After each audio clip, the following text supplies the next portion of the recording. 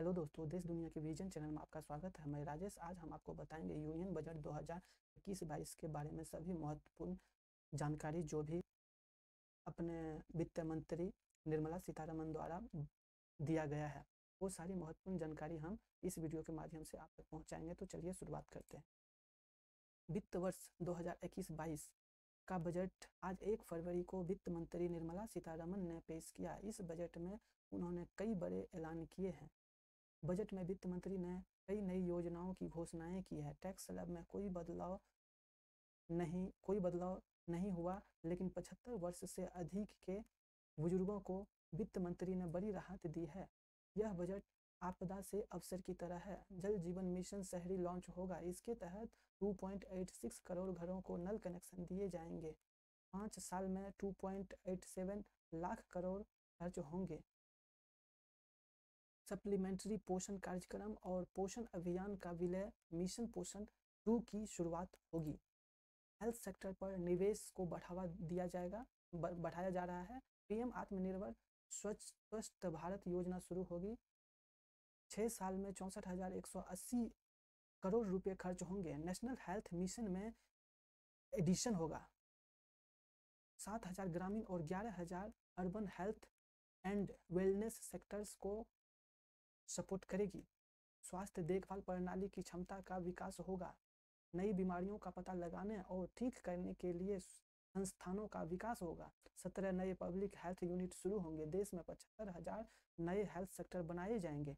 602 block में critical care अस्पताल बनेंगे। अभी तक 5 राज्यों तक सीमित न्यूमोकोकल वैक्सीन की सुविधा अब पूरे देश में होगी।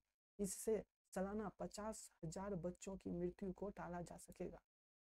11,41,676 करोड़ रुपए स्वच्छ भारत 2 अर्बन का 2.0 अर्बन का खर्च होंगे अर्बन पर खर्च होंगे।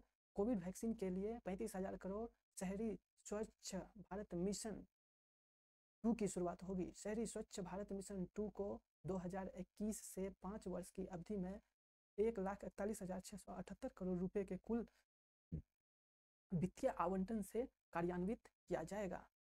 वायु प्रदूषण की बढ़ती समस्या से निपटने के लिए 10 लाख से अधिक आबादी वाले 42 शहरी केंद्रों के लिए 2,217 करोड़ रुपए। इंटीग्रेटेड हेल्थ इंफो पोर्टल मजबूत करेंगे। वॉलंटरी व्हीकल स्क्रैपिंग पॉलिसी का ऐलान। 20 साल पर्सनल व्हीकल जो आपका अपना गाड़ी है उसके लिए 20 साल और 15 साल कॉमर्शियल व्हीकल पुराने यानी अनफिट माने जाएंगे। 4 नेशनल इंस्टीट्यूट ऑफ वायरोलॉजी बनेंगे। ऑटोमेटेड फिटनेस सेंटर बनेंगे। Mega investment textile park scheme launch होगी। 7 टेक्सटाइल पार्क 3 साल में बनाएंगे। एयर क्लीन के लिए 5 साल में 2,000 करोड़ रुपए। रेलवे के लिए राष्ट्रीय रेल योजना 2030 तक लाया जाएगा। परिवहन मंत्रालय को 1.18 लाख करोड़ 1,08 लाख करोड़ रुपये। मेट्रो के लिए 11,000 करोड़ रुपए का प्रस्ताव। 2 तरह की इस मेट्रो सेवा शुरू होगी, मेट्रो लाइन और मेट्रो नियो सेवा। टीयर 1 और टीयर 2 के लिए मेट्रो सेवा। रेलवे के लिए 1,10,055 करोड़ रुपए। रेलवे में मेक इन इंडिया पर जोर होगा। पब्लिक बस के लिए 18,000 करोड़ रुपए। अगले साल 8500 किलोमीटर सड़क का निर्माण होगा। बंगाल में नई सड़कों के लिए 25,000 करोड़ रुपए। असम में सड़कों के लिए 35,000 करोड़ रुपए। कोलकाता सिलीगुड़ी रोड का अपग्रेडेशन। तमिलनाडु में हाईवे के लिए 1 लाख करोड़ रुपये। कन्याकुमारी कॉरिडोर के लिए 65,000 करोड़ रुपए। वित्त वर्ष 2021-22 में PPP मोड में प्रमुख बंदरगाहों द्वारा पेश किए जाने वाले 7 करोड़ से अधिक की 7 बंदरगाह परियोजनाएं। पीएम मोदी द्वारा नवंबर 2020 में तीसरे री-इन्वेस्ट सम्मेलन में घोषणा के अनुसार व्यापक राष्ट्रीय हाइड्रोजन ऊर्जा मिशन शुरू किया जाएगा। इससे हरित ऊर्जा स्रोतों से हाइड्रोजन उत्पन्न करने में मदद मिलेगी। संभावित भू क्षेत्र अवसंरचना परिसंपत्तियों की एक राष्ट्रीय मुद्रीकरण पाइपलाइन शुरू की जाएगी। संपत्ति मोनेटाइजेशन डैशबोर्ड बनाया जाएगा और प्रगति को जांचने और निवेशकों को सुविधा प्रदान करने संबंधी कार्य को ट्रैक करेगा। बिजली को लेकर बड़ा ऐलान। ग्राहक बिजली कंपनी खुद चुन सकेगा। कॉर्पोरेट बॉन्ड मार्केट के लिए परमानेंट इंस्टीट्यूट फ्रेमवर्क बनेगा। गोल्ड एक्सचेंज के लिए सेबी रेगुलेटर होगा। इन्वेस्टर चार्टर का ऐलान। इंश्योरेंस एक्ट 1938 में संशोधन। इंश्योरेंस कंपनियों में 74% तक एफडीआई को अनुमति। पीएसबी का रिकैपिटलाइजेशन 20,000 करोड़ रुपए नए वित्त वर्ष में डाले जाएंगे। डूबे कर्जों को लेकर के सरकार का बड़ा ऐलान। डूबे कर्जों पर मैनेजमेंट कंपनी बनेगी। बैंक डूबने पर अब 1 लाख रुपए की जगह 5 लाख रुपए तक मिलेगा। सरकारी बैंकों को 20,000 करोड़ की मदद। उज्ज्वला स्कीम में 1 करोड़ परिवार और जोड़े जाएंगे। 100 नए शहर गैस वितरण से जोड़े जाएंगे। अगले साल कई पीएसयू का विनिवेश होगा और इसकी प्रक्रिया में तेजी लाई जाएगी। बीपीसीएल का विनिवेश अगले वित्त वर्ष में होगा। बजट 6 स्तंभों पर टिका है।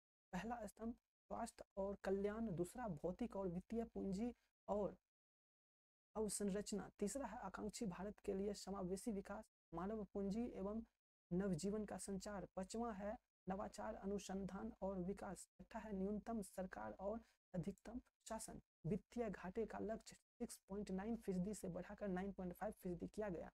स्वामित्व योजना के तहत 1.8 लाख लोगों को कार्ड मिला है। 2021 में सभी राज्यों और केंद्र शासित प्रदेशों को इसके दायरे में लाया जाएगा। असंगठित क्षेत्र के मजदूरों के लिए एक पोर्टल बनेगा। इसके अलावा बिल्डिंग कंस्ट्रक्शन वर्कर के लिए हेल्थ, हाउसिंग और फूड स्कीम शुरू होगी।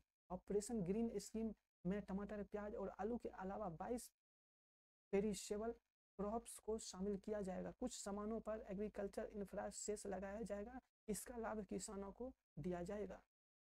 एग्रीकल्चर इंफ्रास्ट्रक्चर फंड बनेगा। 40,000 करोड़ रुपए का आवंटन। एपीएमसी को एग्री फंड के दायरे में लाया जाएगा। ईएनएएम के लिए 1,000 नई मंडियां। मछली कारोबार के लिए 5 नए बंदरगाह। 31 राज्यों में 1 नेशन 1 कार्ड लागू। 71 करोड़ लोगों तक 1 nation 1 card ration card portability लाया जाएगा। कृषि उत्पाद के निर्यात में 22 और उत्पाद होंगे शामिल। एमएसएमई की मजबूती के लिए 15,000 करोड़ रुपए। माइक्रो इरिगेशन फंड के लिए 5,000 करोड़ रुपए। महिला हर शिफ्ट में काम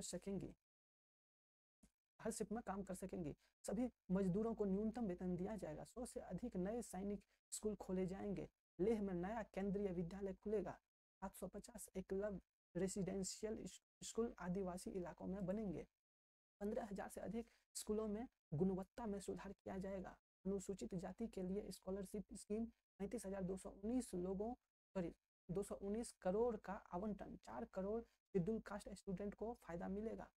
उच्च शिक्षा के लिए कमीशन बनाया जाएगा। डिजिटल पेमेंट को प्रमोट करने के लिए इंसेंटिव स्कीम का ऐलान। 1,500 करोड़ रुपए का आवंटन।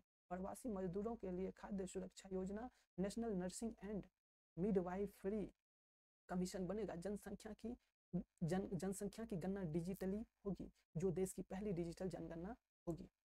2021-22 वित्त वर्ष में वित्तीय घाटा डीजीपी का 6.8% रहने का अनुमान है। मार्केट में ग्रीस बोरोइंग 12 लाख करोड़ रुपए रहेगी। 2020-21 में वित्तीय घाटा 9.5% रहा। इमरजेंसी फंड 30,000 करोड़ रुपए।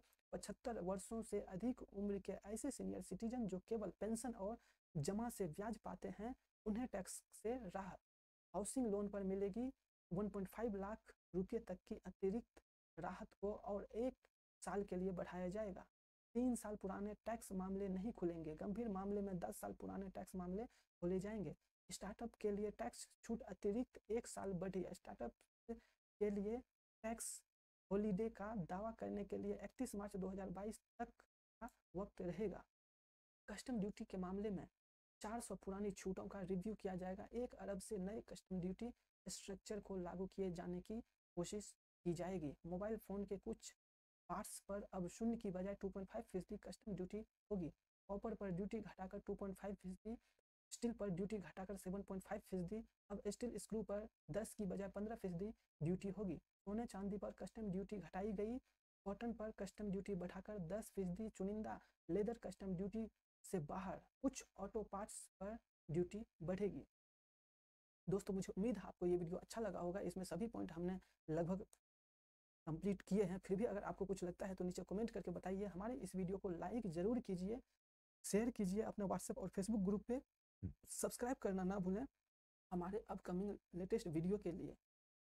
Thanks for watching. जय हिंद।